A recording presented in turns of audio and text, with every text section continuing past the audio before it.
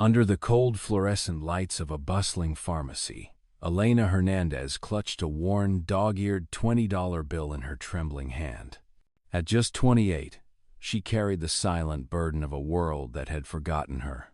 Her son, Mateo, needed a specific prescription medication, one his small, fragile body couldn't go without, and one Elena could barely afford. As the pharmacist, a tired woman with a name tag reading Brenda, announced the total, Elena's heart sank. "I'm sorry, but I have to put this back," Elena whispered, her voice barely audible. Her cheeks burned with a shame that was as hot and sharp as the tears stinging her eyes. She gently pushed the small bottle of medicine back across the counter, the clatter of plastic on the countertop echoing a defeat no mother should ever have to face. Behind her, a line of impatient customers began to shift and sigh. What Elena didn't know was that a silent observer, a man whose life had been just as defined by loss as hers had been by struggle, was watching. His next decision would not just change her night, but the course of her entire life. A small bottle of antibiotics was all that stood between a mother's promise and utter despair. Elena Hernandez knew the cost down to the last cent. She had counted and recounted the crumpled money in her hand, a meager collection of bills and loose change that was all she had to last until her next paycheck. But knowing the cost and accepting the painful reality of being unable to meet it were two very different battles, and today, she was losing. The bright, sterile lights of the all-night pharmacy hummed with a detached, clinical efficiency. It was a sound that filled the vast space but offered no comfort. For Elena, it was the soundtrack to her rising panic. At 28, she often felt as though the weight of the world had settled upon her shoulders, a burden that was both heavy and hers alone. Her son, Mateo, was just 3 years old. He was a perfect tiny miracle, with a button nose and a laugh that sounded like wind chimes. He was the single unwavering light in Elena's life, the reason for every sacrifice, every long hour working her 2 part-time jobs, and every quiet prayer. But tonight, even the thought of his bright smile couldn't cut through the thick fog of her circumstances. She stood in the checkout line, her worn backpack containing only the barest necessities, a half-eaten bag of crackers for her and a small, well-loved teddy bear for Mateo. And then there was the medication. It was a specific antibiotic, the one the doctor had insisted upon. A simple ear infection had turned into a terrifying fever, and the doctor had warned her that without this particular medicine, the infection could spread and cause permanent hearing loss. The small bottle felt like a luxury, a splurge she wrestled with every single time she went to the pharmacy. The pharmacist, Brenda, her expression as flat and tired as the late-night hour, began ringing up the items. With each beep, the numbers on the small screen climbed higher. Elena's hands, clutching the worn dollar bills, grew damp. She squeezed the thin, faded fabric of her backpack. It had been her mother's, a woman who had worked tirelessly as a seamstress to provide for her family. Inside it, she knew, were the last few dollars she had until Friday. "Will that be all for you tonight?" Brenda asked, her voice automated. Elena nodded, her throat suddenly tight. Brenda scanned the small plastic bottle. The scanner beeped, a louder, more final sound. "That will be $23.50, Brenda announced. Elena's breath caught in her chest. She had counted her money 3 times before leaving her tiny apartment. She had hoped for a price drop, for some small miracle, but miracles felt like they were for other people, for lives much different than her own. Shame, hot and sharp, washed over her. She could feel the stares of the impatient customers behind her. I'm sorry," she stammered, the words barely audible. "I have to put this back." Brenda's expression didn't change. This was just another part of her job. With a hand that trembled, Elena reached forward. She placed her fingers on the cool plastic of the medicine bottle. It felt impossibly heavy, a physical manifestation of her failure. In that small, ordinary moment, under the harsh, uncaring lights of the pharmacy, Elena felt like the worst mother in the world.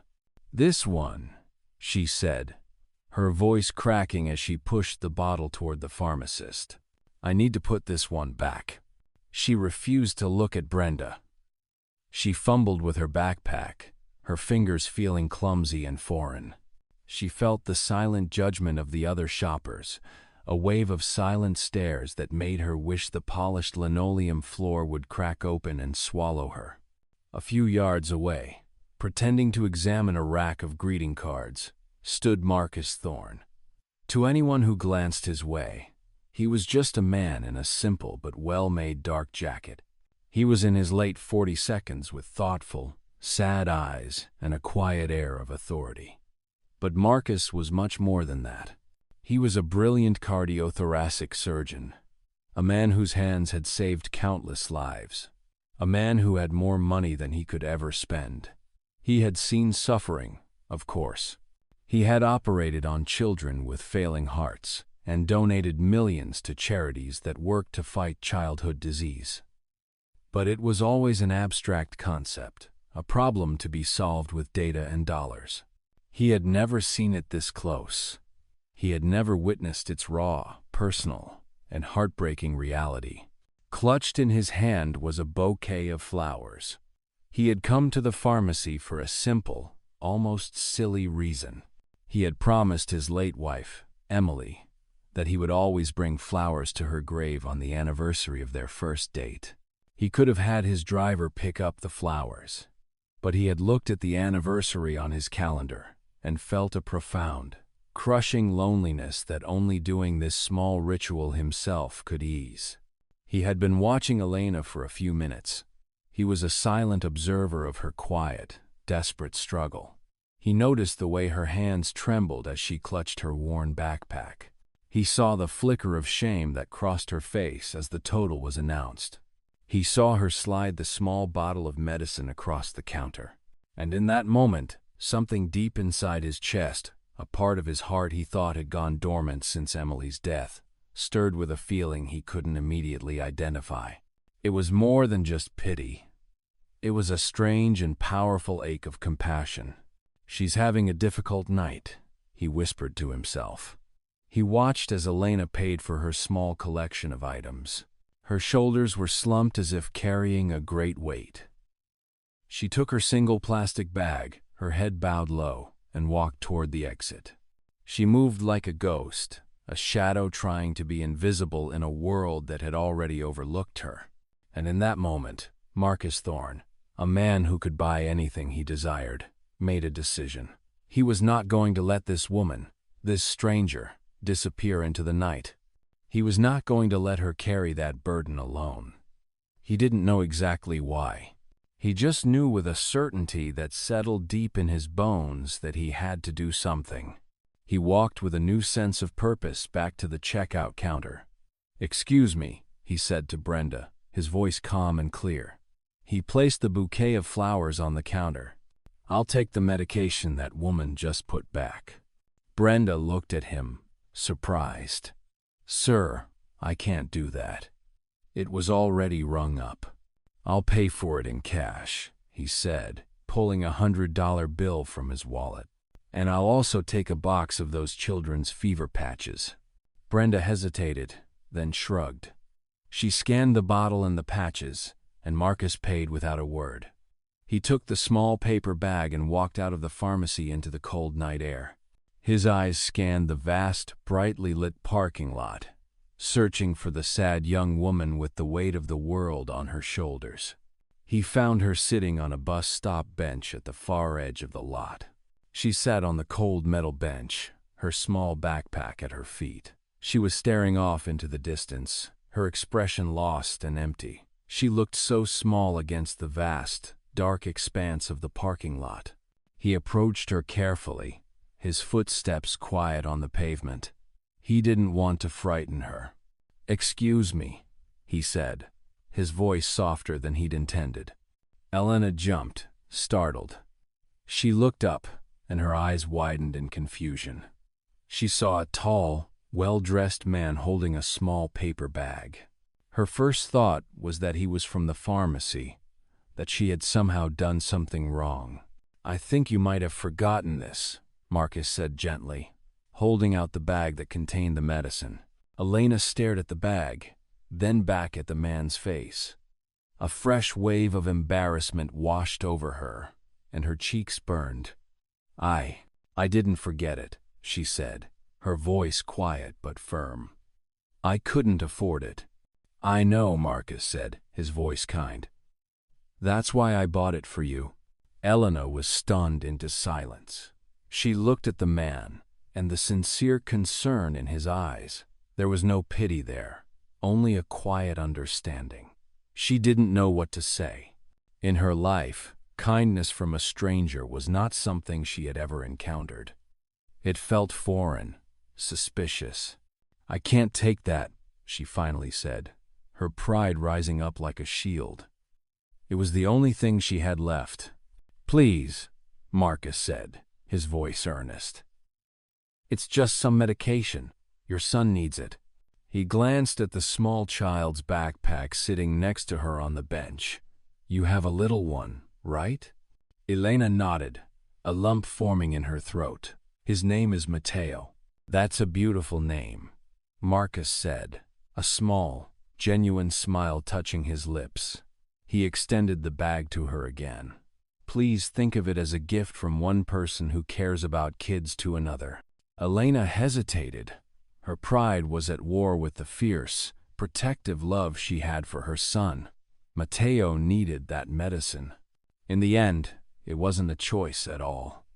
Her son's well-being was the only thing that mattered. With tears clouding her vision, she reached out and took the bag. "Thank you," she whispered, her voice thick with an emotion she couldn't name. "I don't know how to thank you." "You don't have to," Marcus said. "But it's cold out here, and that bus can take a while. I'd be happy to give you a ride home. My car is just over there." He gestured toward a sleek, dark sedan parked in a nearby spot. It was understated, but clearly expensive. Elena was completely overwhelmed. The medicine was one thing. A ride home in a car that likely cost more than she made in 5 years was another. "Oh no, I couldn't possibly," she said, shaking her head. "The bus should be here soon." "Really, I insist," Marcus said, his tone gentle but firm, leaving no room for argument. "It's getting dark. It's no trouble at all. Let me help you with your bag." Before Elena could protest again, he reached down and picked up her small backpack. His fingers brushed against hers for a brief second, and a strange, unexpected warmth shot up her arm. She looked at him, then really looked at him for the first time. She saw past the expensive jacket and the confident demeanor. She saw the faint lines of exhaustion around his kind eyes. He wasn't just a rich man playing the part of a good Samaritan. There was something more to him, something she couldn't quite understand. Feeling as though she were in a dream, she allowed him to lead her toward the car. The interior was another world entirely. It was quiet and warm, and it smelled of clean leather and something else she couldn't identify. The subtle scent of wealth. It was both comforting and deeply intimidating. She gave him her address, feeling a fresh pang of shame as she pictured her worn-down building in a part of town he had probably never driven through. But Marcus didn't react. He simply gave the address to his driver and then settled into the passenger seat, leaving a comfortable silence between them. When they pulled up in front of her building, a plain 3-story structure with cracked concrete steps, Marcus insisted on walking her to her door. "You've already done so much," Elena protested weakly. "I can manage from here." "I'm sure you can," he said with a small smile. "But I'd like to help." His quiet authority was impossible to argue with. He followed her up the 2 flights of stairs. The hallway was dimly lit by a single flickering bulb, and the air smelled of old carpets and cooking odors. It was a world away from the clean, quiet interior of his car. When they reached her apartment at the end of the hall, she fumbled in her pocket for her keys, her hands still shaking slightly. She finally got the door open, and a small, sleepy voice called from inside. "Mama?" Elena's heart swelled. All the shame and embarrassment of the evening melted away. She scooped her son into her arms, burying her face in Mateo's soft hair. He was home. He was safe. This was all that mattered. She turned to Marcus, who was standing in the doorway, a thoughtful, unreadable expression on his face. "This is Mateo," Elena said, her voice soft. Marcus smiled, a real, warm smile that completely transformed his face. "He's perfect," he said. His gaze swept around the small apartment. It was cramped and sparsely furnished, but it was also spotlessly clean. A few of Mateo's drawings were taped to the refrigerator. He saw a home that was filled with an abundance of love, if not with material things. And in that moment, standing in the doorway of a stranger's humble apartment, Marcus Thorne felt a sense of human connection, of something real and genuine that he hadn't felt in a very long time. He knew with a certainty that settled deep within him that this was not just a random act of kindness. This was something more. He handed her the backpack. "It was a pleasure to meet you, Elena," he said, using her first name. "Thank you again," she said, her voice full of a gratitude so pure it touched him more than any lavish praise he had ever received. "You truly have no idea what this meant to me tonight." "I think I do," he said, his eyes meeting hers.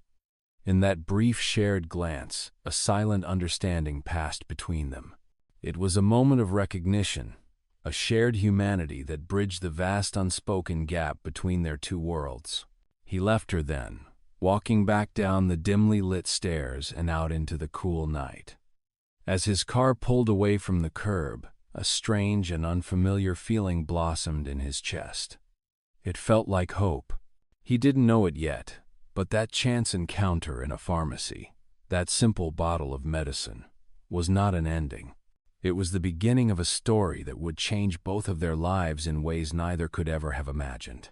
The days following the encounter at the pharmacy felt different for Elena. The oppressive gray fog of despair that had become her constant companion seemed to have lifted, if only a little.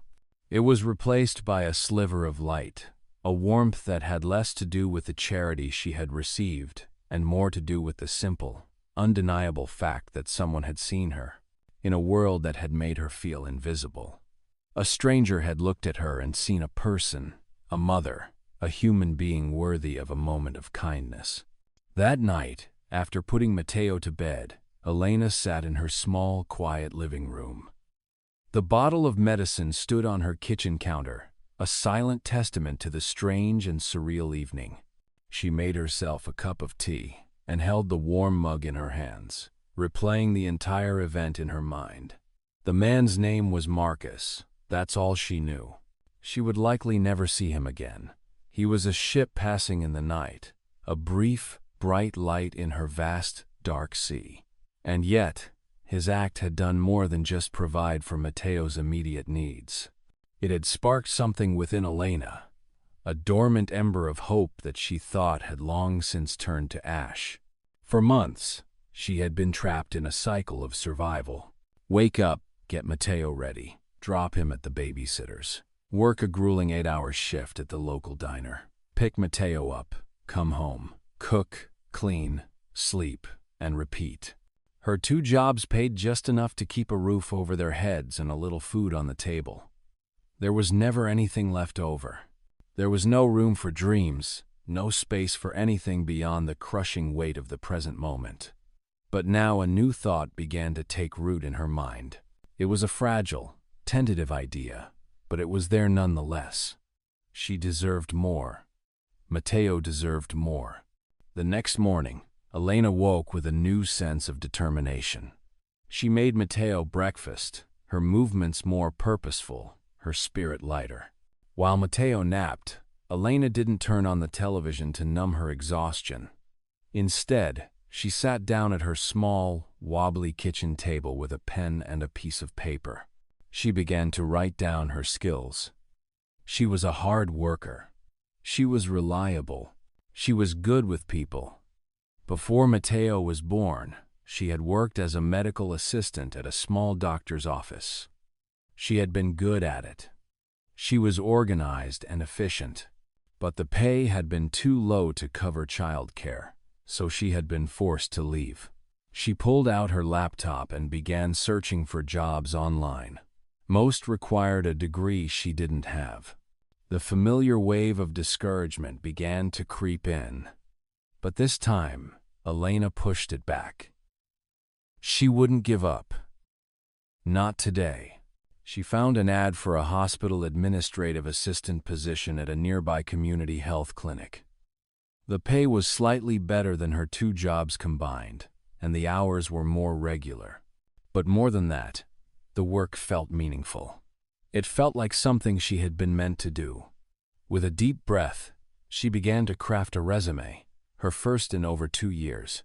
Meanwhile, across town in a sprawling modernist house overlooking the city, Marcus Thorne was also finding it difficult to forget the encounter at the pharmacy. His life was a carefully curated world of operating rooms, investment portfolios, and high-stakes medical conferences. It was a world of immense privilege and profound isolation. His wife, Emily, had passed away 3 years earlier, leaving a void in his life that no amount of success or wealth could ever fill. The image of Elena at the pharmacy was burned into his memory. He saw her quiet dignity, the fierce pride in her eyes. Even as she was forced to make an impossible choice, he saw the overwhelming love she had for her son, a love so powerful it was almost a physical presence in her small, clean apartment.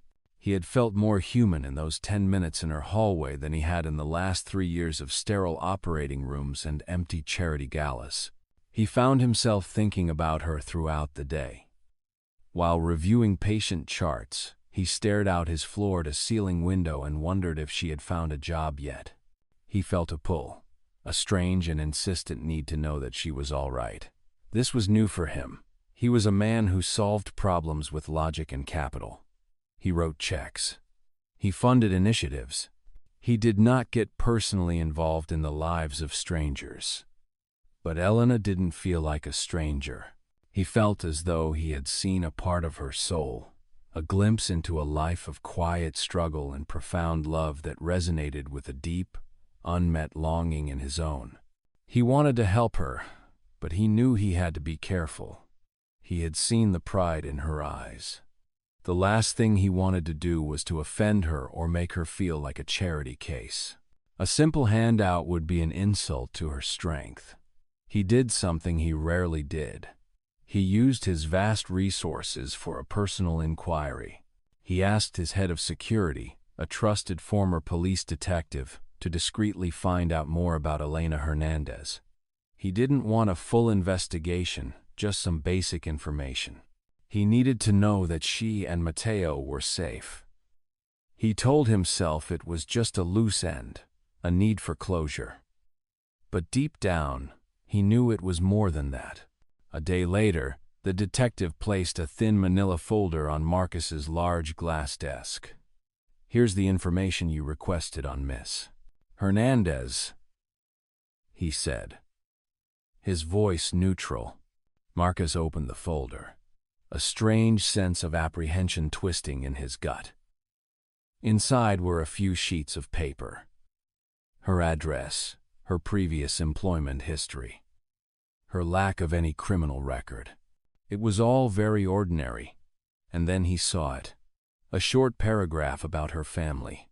She was the granddaughter of a woman named Maria Sanchez. The report noted that Maria had been a devoted housekeeper for the Thorne family for over 40 years, helping to raise Marcus and his siblings. Marcus's breath caught in his throat. Maria had been his second mother, the woman who had taught him how to cook, the woman who had dried his tears when he scraped his knee, the woman who had comforted him after his mother died. Maria had passed away a few years after Emily. Marcus had attended her funeral and had met her family, but he had been so consumed with his own grief he had barely registered their faces. This was not a coincidence. It couldn't be. It felt like a message from the past, a thread of connection that stretched across generations. His own mother had been a patient of a brilliant, young cardiologist named Dr. Thorne, and had often told him that he was the reason she was still alive. She had a profound debt of gratitude to the Thorne family, and now Marcus had stumbled upon her granddaughter, a young woman struggling to make ends meet in the checkout line of a pharmacy. The vague desire to help her solidified into an unshakable resolve. This was no longer just about a random act of kindness. This was about legacy. It was about honor. It was about repaying a debt that his family had carried for over 70 years. But how? He couldn't simply show up at her door with a check. That would cheapen the memory of Maria's love and sacrifice. He needed to find a way to help her that would give her a hand up, not a handout. He needed to create an opportunity, not an obligation. He spent the rest of the day in a state of deep thought. He canceled his afternoon meetings. He ignored the incessant pinging of his email. He looked at the photo on his desk, a picture of him and Emily at their wedding, their faces bright with laughter. He thought about the kind of man he wanted to be. By the time the sun began to set, casting long shadows across his office, he had a plan. It was unconventional. It was risky, but it felt right. He called the detective back into his office. "I need you to do something for me," Marcus began, his voice calm and clear. "I need you to arrange a meeting." A week later, Elena received a phone call. It was from the community health clinic where she had applied for the administrative assistant position. They wanted her to come in for an interview. Elena's heart leaped with a hopeful, fluttering excitement. She spent 2 days preparing. She ironed her only interview-appropriate blouse. She reviewed her resume until she had memorized every word. She arranged for her neighbor, a kind elderly woman, to watch Matteo for an hour. She walked into the community clinic with a mixture of hope and crippling anxiety. The clinic was a modest, welcoming place, its walls lined with artwork from local children. She was led into a small office to meet the director, a warm, smiling woman named Dr. Evans. The interview went well. Elena was able to speak about her experience as a medical assistant, about her deep respect for the medical profession, and about her genuine desire to be a part of an organization that did such important work. At the end of the interview, Dr. Evans smiled at her. "You are a very impressive young woman, Elena. Your passion for this work is evident." She paused, her expression turning thoughtful. "The administrative position has actually just been filled." "I'm so sorry." Elena's heart sank. She had been so close. She tried to keep the disappointment from showing on her face. "Oh, I see," she said, her voice barely a whisper. "Well, thank you for your time." She stood up to leave, the familiar weight of defeat settling back onto her shoulders. "But," Dr. Evans said, holding up a hand, "another opportunity has just come up. It's a bit unusual." She slid a piece of paper across the desk. "Our biggest benefactor has recently established a new program. It's called the Thorne Legacy Scholarship." Elena stared at the paper. The name was unfamiliar, but the legacy part struck her. "The scholarship, Dr. Evans continued, is designed to support the descendants of individuals who have contributed to the well-being of the city's medical community. It provides funding for education, career training, and a living stipend to help families get back on their feet. It's brand new.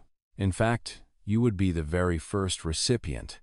It seems our benefactor was made aware of your application and your grandmother's decades of service to the Thorne family. He was very insistent." Elena was speechless. She looked at the paper, then back at Dr. Evans, her mind struggling to process what was happening.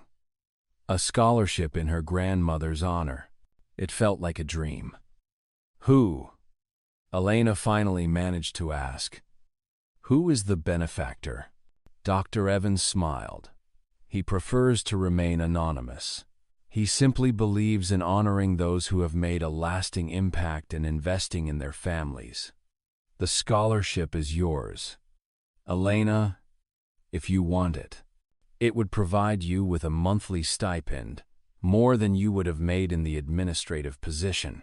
It would also cover the cost of you going back to school to get your nursing degree if that's something you'd want to do. It would give you a chance, a real chance to build a new life for you and your son. Tears welled up in Elena's eyes. She thought of her grandmother. She thought of the man in the pharmacy. She thought of the flicker of hope that had been ignited within her. This wasn't charity. This was an opportunity. This was a legacy.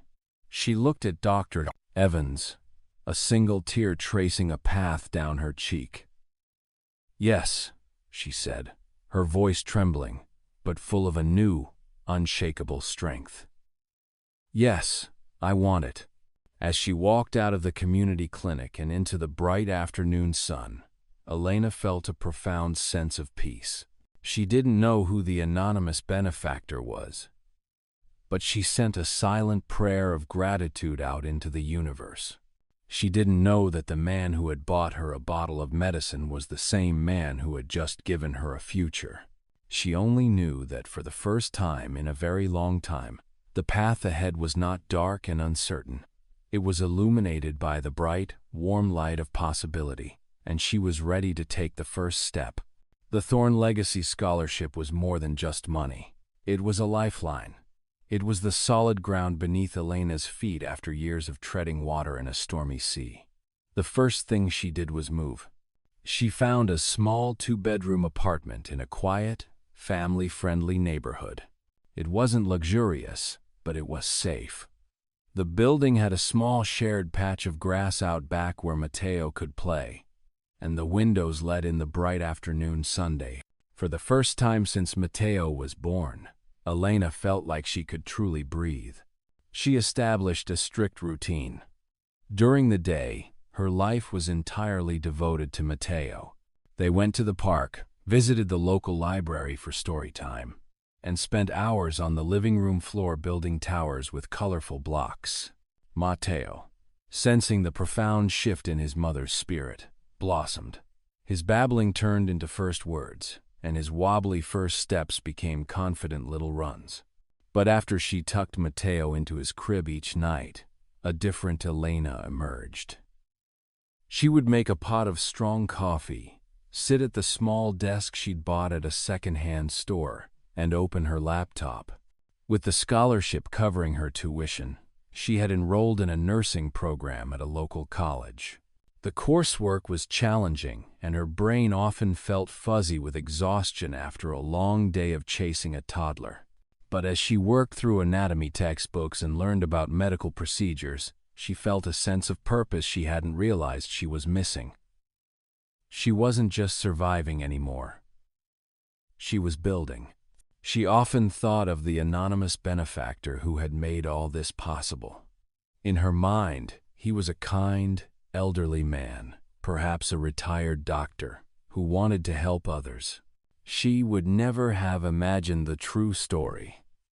She had never seen Marcus again. The scholarship checks came every month from a foundation that was registered under a generic name. And as the months turned into a year, and then 2, Elena began to grow and thrive. She earned her nursing degree. She got a new job as a pediatric nurse at a local hospital. Her life had completely transformed. She bought her first car, a small but reliable used sedan. She and Matteo took their first vacation, a trip to the beach where Matteo saw the ocean for the first time. The cycle of survival was a distant memory, replaced by a beautiful, vibrant life full of promise. One day, a large package arrived at her new office. It was from the Thorne Legacy Foundation. It contained a beautiful silver frame, Inside was a small photograph of her grandmother, Maria, in her uniform, standing next to a young boy. The boy looked very familiar to her, with thoughtful, sad eyes and a strong jaw. A small note was tucked into the back of the frame.